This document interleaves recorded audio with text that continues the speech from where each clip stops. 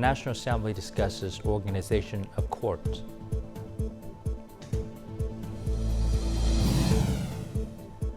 And Lào Cai cinnamon exported to Dubai.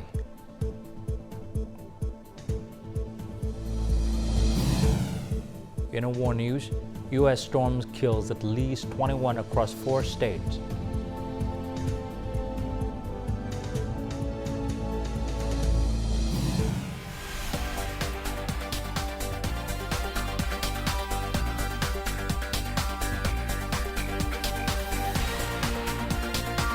Broadcasting from Hanoi, the capital of Vietnam.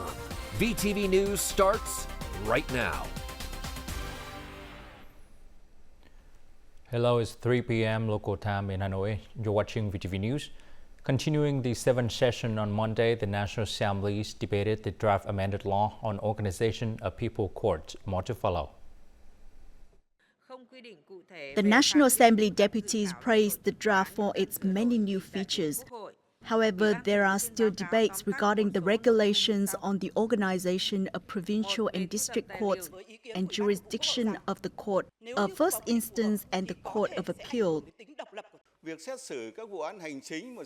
It is very difficult to adjust administrative cases as provincial court, especially when local leaders are involved. We need to establish national jurisdiction for such cases. Otherwise, it will be very difficult for the court to judge fairly and ensure justice. Therefore, we must change. This change must be synchronous. For example, cases involving local authority leaders are still handled by the provincial and district procuracy. I can't see why there must be a change when it comes to the courts. However, many deputies agree with this change, so I call for a majority vote. Some deputies also agreed to strictly regulate recording and reporting activities in court, but stressed the need to be more open with reporters. Stricter regulations of video and audio recording at court are a must. We must clearly state who can record in the court. I think news reporters can record the court's activities because they're professionals who can handle reporting properly and are there to do their jobs.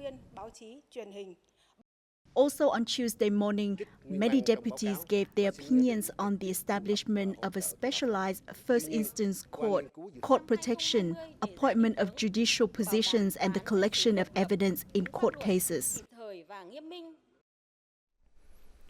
Prime Minister Phạm Minh Chính attended a conference in Ninh Bình City on Monday morning to announce the province planning for 2021-2030 with a vision to 2050.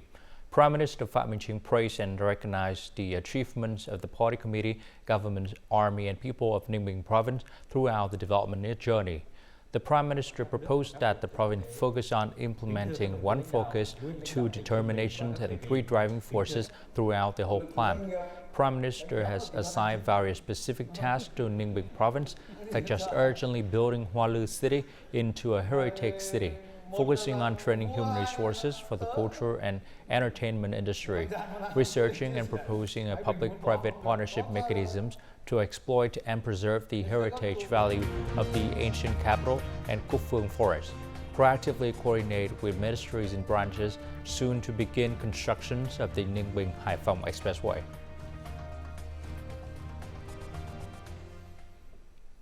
The State Bank has decided to discontinue bidding for SJC gold bars and will introduce an alternative stabilization plan, which is expected to start on June 3rd. Over the 9 auction sessions, there were 6 successful sessions with a total volume of gold bars of 48,500 tills, equivalent to more than 1.8 tons of gold. The State Bank also previously said that 4 gold trading units, SJCs, Doji, PNJ, Bảo Tín Minh Châu, and 2 banks, Exim Bank and TP Bank, will be inspected for gold trading activities over the last 4 years. The inspections aim to evaluate compliance with legal regulations on gold trading activities, money laundering, and declaration of fulfillment of tax obligations. Latest data show that credit across the entire economy has increased by approximately 2% compared to the end of last year. This equates to an additional credit balance of over $10.3 billion since the beginning of the year. Credit growth is recovering from the negative developments in the early months of the year, but many more efforts are needed to realize the annual credit growth target of 14%. To fulfill new orders this year, this company is expanding its manufacturing facility with a capital requirement of over $390,000. Compared to 7% last year, the 5% interest rate is reasonable for factories to expand production and prepare to welcome new orders. Commercial banks have had to publicly disclose average lending rates for the past 2 months. The average lending rate for new loans is currently around 6.5% per year, down 0.7% year-on-year. This is also the first year that banks were allocated credit growth limits at the beginning of the year. Thus, they can develop annual loan programs early on, including a variety of tailor-made loan packages to meet the needs of new and green production models. MB's green credit debt falls over $2.4 billion, accounting for 10.15% of the total debt. We have specialists to quickly assess projects and demands for capital mobilization of businesses. In 2024, Agribank continues to register an additional $196 million of preferential credit for agriculture, forestry, and fishery sectors. Currently, several major economic hubs with higher than average national credit growth are also promoting various bank business connection programs to boost credit. For example, in Ho Chi Minh City, more than $78.5 million has been disbursed for short-term loans with preferential interest rates for local businesses. Lending interest rates that are 1 to 2% lower than the average commercial bank lending rate meet all the needs of businesses and business households. Despite these positive results, credit growth must triple in the next month alone to meet the requirement of 5 to 6% by the end of the second quarter, as per the latest announcement of the Prime Minister. This requires substantial determination from the banking sector and recovery efforts from businesses. After export of wood and wood products sharply declined last year, there are now positive signs of a recovery. In the first 5 months of 2024, export turnover of wood and wood products is estimated to have reached more than $6 billion, up 18% over the same period last year. Vietnam's wood industry has expanded its export market to 170 countries, penetrating deeper into important markets such as the US, Europe, South Korea, and Japan. It is increasingly present in other emerging markets such as the Middle East and India. Domestic enterprises continue diversifying and incrementally increasing the proportion of export to other potential markets to minimize risk. This year, the wood industry has significantly recovered due to increased demand in major markets such as the US and EU. However, Vietnamese wood businesses are not complacent. They are continually tweaking productions to diversify products and markets. More to follow. In the first 5 months of the year, this furniture manufacturing business received many orders from the US and EU markets. Thanks to the surge in orders, it grew by 25% compared to the same period last year. Customer wants the good price, competitive price. So Savvy makes the focus to the price, and second is the quality, and third is keep on delivery time. That is very important. It has diversified its designs and optimized shipping costs to attract new customers. We have used new materials to raise the value of our products and develop new designs. The new products can be packed more efficiently in containers, reducing shipping costs. According to the Ho Chi Minh City Handicraft and Wood Industry Association, the export of wood and wood products grew strongly thanks to positive signals from the US and EU markets. For example, wood exports to the UK market tumbled last year, but this year there have been signs of a rebound. Other markets, such as the US and Canada, have had strong growth, up more than 20% compared to the same period last year, thanks to the recovery of purchasing power in these markets. A conference to boost the consumption of early ripe lychees took place on Tuesday morning in Bắc Giang. More than 30 memorandum of consumption between Tân Yên district and businesses have been signed. Due to the influence of weather this year, Bắc Giang province lychee output decreased significantly compared to the previous crop. However, the normal yield has been maintained in the Tân Yên early lychee area and quality improved. 27 export growing area codes are used to monitor each orchard and household to enable traceability to the point of origin. Besides promoting consumption in traditional forms, this year innovation connects and expand export market through cross-border e-commerce platforms, link consumption with tourism development, and create lychee orchid tours. The first 36 tons of cinnamon from Lào Cai have been exported to Dubai in the United Arab Emirates. This opens up prospect for cinnamon, one of Lào Cai key agricultural products, to expand its reach and gradually assert its brands and potentials market with strict requirements. More to follow. This business believes that the United Arab Emirates market has a lot of potential since the country has a high demand for cinnamon. With its high essential oil content, Lào Cai cinnamon can meet quality and food safety criteria for export to the UAE and other fastidious markets. Lào Cai cinnamon meets all the quality standards set by the UAE. The prospects for cinnamon exports are bright and sustainable. We can fulfill even larger orders from the importing markets. The business also received several large export orders worth nearly $4 million from Dubai.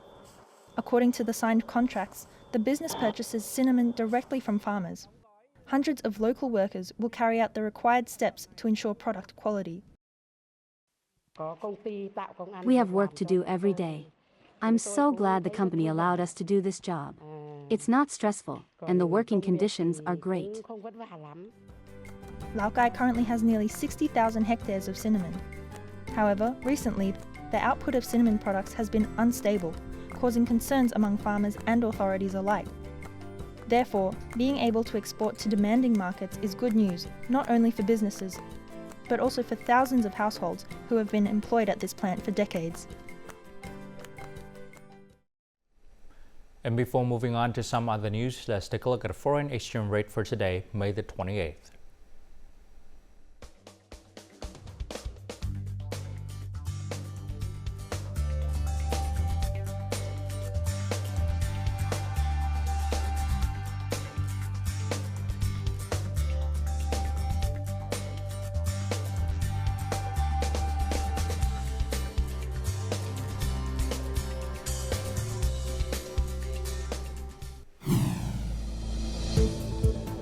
Coming up next on VTV News, ethnic farmers' severe drought plans pay off.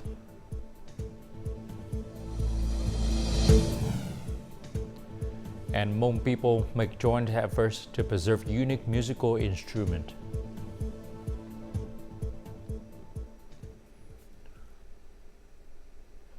The electricity demand for the entire economy is expected to increase by approximately 9.6% this year, according to the National Plan for Power Supply and Power System Operation by the Ministry of Industry and Trade.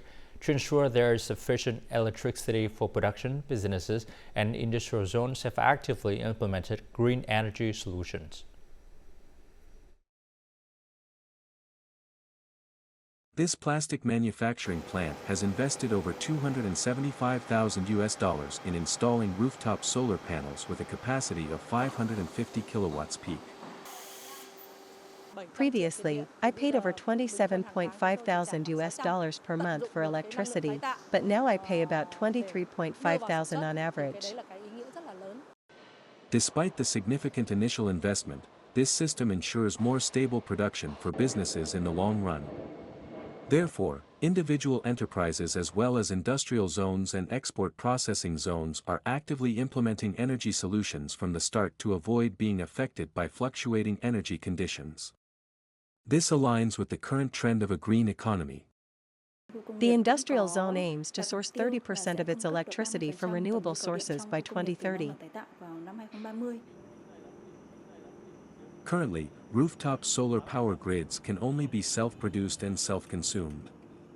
Enterprises and industrial zones are not allowed to sell electricity directly or through the EVN grid to other businesses in the same area due to the lack of regulations. We need open but still very specific legal frameworks related to technology, policy, and finance to ensure that businesses can both develop and remain autonomous without adversely affecting the national grid operation. Industrial zones in Vietnam consume about 15% of the country's total electricity. Promoting green energy through rooftop solar systems is a solution that both reduces pressure on the national grid and helps products gain green certification, thereby enhancing their competitive advantages in exports.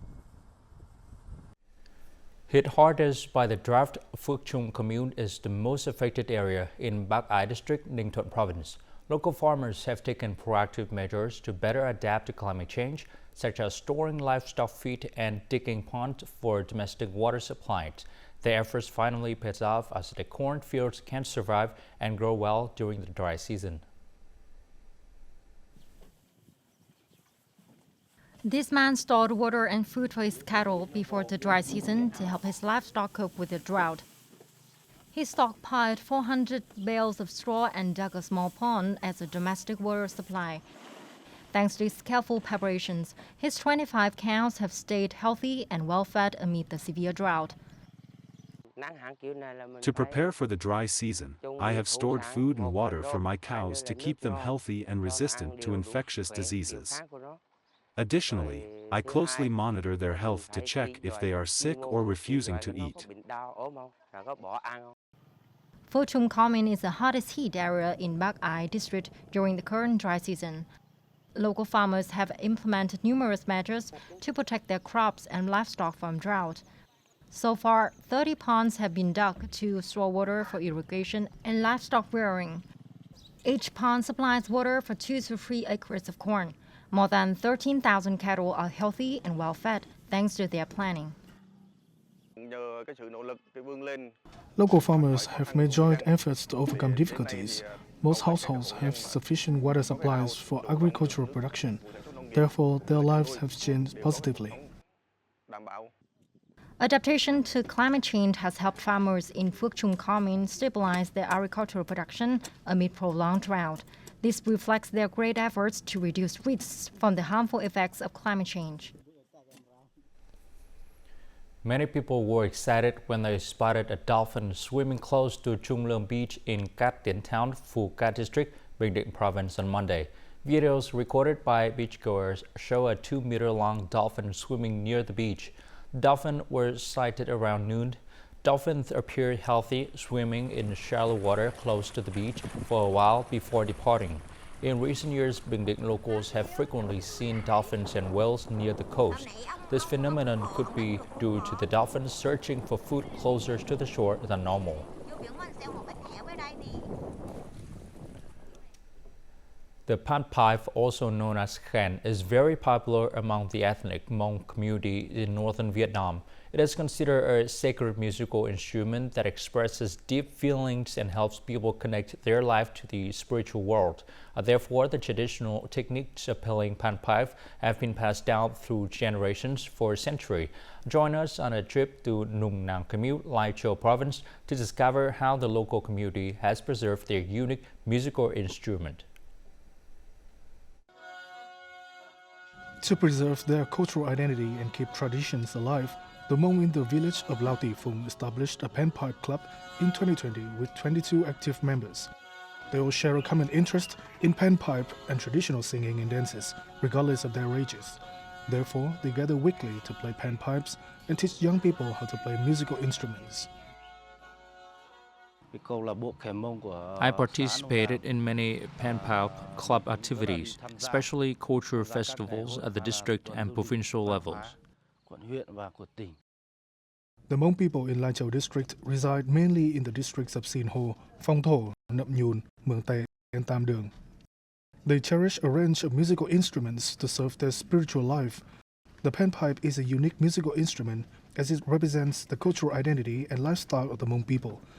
The panpipe can be used in different cultural contexts and settings. I learned to play musical instruments when I was 13. In 2016, I mastered the playing techniques of the traditional panpipe. Local artists have operated the Pen Pao Club effectively. They have made joint efforts to preserve the cultural values and traditions of the Hmong people, including the traditional dances and panpipe. Authority in the Tam Luang district always prioritize the preservation and promotion of the Hmong people's cultural values, in which community engagement is a key factor. The local people have made joint efforts to preserve their cultural identity, thereby contributing to building and developing the national cultural heritage. Following the success of her first volume, Vietnamese-Austrian journalist Dr. Nguyễn Thị Bích Yên has released The Mosaic of the King 2. The English-Vietnamese book, published by Information and Communication Publishing House, was launched on Monday 27th. The book was earlier released to fans in South Korea on May 19th. The book includes nearly 70 articles revolving around events and stories about leaders, politicians, scientific intellectuals, business people, artists, celebrities, and international organizations. Through the stories of characters from 40 countries and organizations worldwide, The Mosaic of the King 2 is the author's journey of making meaningful connections, connecting Vietnam and the world. Each article in the book expresses the character's aspirations and thoughts on serving the nation.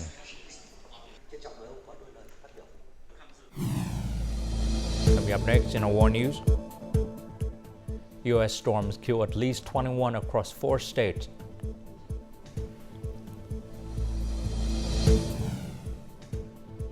And Yemen's Houthi claims attacked on a ship in Red Sea, Indian Ocean.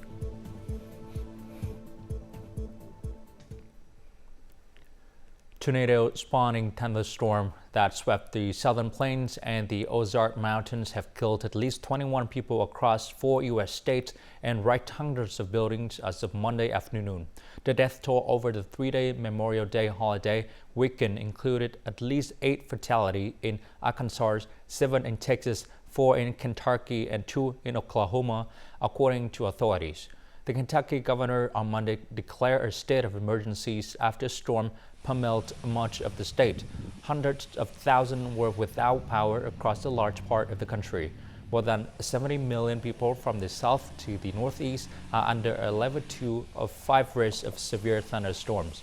The National Oceanic and Atmospheric Administration predicts an above-normal 2024 Atlantic hurricane season, which begins June 1st. A military spokesman for Yemen Houthi group announced on Monday that the group had launched attacks on 3 ships in the Indian Ocean and the Red Sea and 2 U.S. destroyers in the Red Sea. The group said that the ships were the Lagrego Desert, the MSC Mechela in the Indian Ocean, and the Minerva Lisa in the Red Sea. It did not name the destroyers. There was no immediate confirmation from shipping companies or the U.S. military of any attacks in those areas. The Houthi group has launched repeated drone and missile strikes in the Red Sea regions in November, later expanding to Indian Ocean. Hundreds of ships powered by heavy fuel oil have been diverted around the Cape of Good Hope, adding hundreds of kilometers to each journey. Moscow plans to create transport and logistics centers, industrial parks, and other infrastructure in Africa and Southeast Asia. The Russian government intends to extend its national project, International Cooperation and Export, until 2030. Russian Ministry of Industry and Trade told newspapers that the new versions of the project includes plans to redirect non-resource, non-energy export to new markets. Since 2018, Russia has spent more than $10.6 billion on the International Cooperation and Export project, aiming to increase export volumes with Asia-Pacific economies by 1.5 times. This project focuses on non-resource, non-energy export, including grain, vegetable, fruit, chemicals, fertilizers, work stone, cast iron, steels, and non-ferrous and precious metals. The government plans to increase non-resource, non-energy export to more than $248 billion by 2030, including $192.9 billion for industrial projects and products and more than $55.2 billion for agricultural products. Bulgaria is one of the top producers of rose oil and other rose products worldwide alongside Turkey. The best quality rose oil is produced in the microclimate of the Rose Valley, where the flowers have been cultivated for centuries. However, scientists warn that rising temperatures and changing patterns of precipitation could affect the quality of petals used to make Bulgaria's renowned rose oil in the coming decades. Bulgarian farmers were busy harvesting rose petals for their renowned oil this week, about a month earlier than the historical norm due to climate change. The process of making 2 to 3.5 tons of rose oil produced in Bulgaria annually is not easy. For 1 gram of rose oil, more than 1,000 rose petals must be plucked by hand in the early morning. Early in the morning the temperatures fall low, and during the day it is warm. Condensation forms each evening and clings to the rose, allowing the oil in the blossom to be at its best. Petals are also used for products including rose water, rose jam, rose tea, and even rose brandy. The quality of the petals and oil is heavily dependent on weather conditions, with a combination of heat and humidity crucial. Due to the warm winter and the very warm month of March, the rose bud started to bloom very early this year, in some places in mid-April, but around April 20th to 24th the real rose picking began, which is about 3 weeks earlier than the standard time in previous years.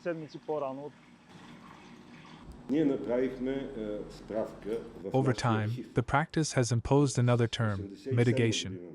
That is, we must adapt to the weather, not us trying to change the weather. Attempting to change the weather is a very risky business. In response to the potential threats, a strategy for the development of rose production for the period 2021 to 2027 has been prepared.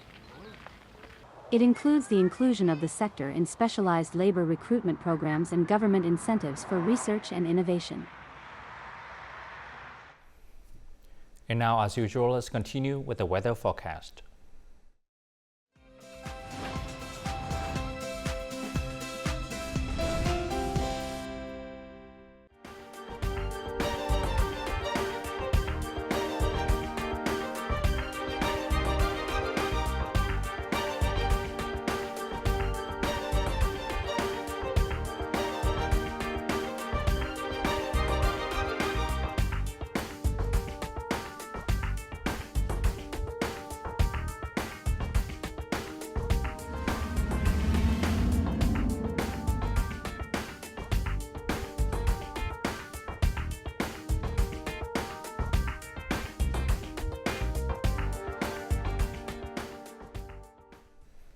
And that's all the news for today. To rewatch the program, you can log on to VTVgo.vn or download our mobile application VTVgo. Thanks for watching and goodbye for now.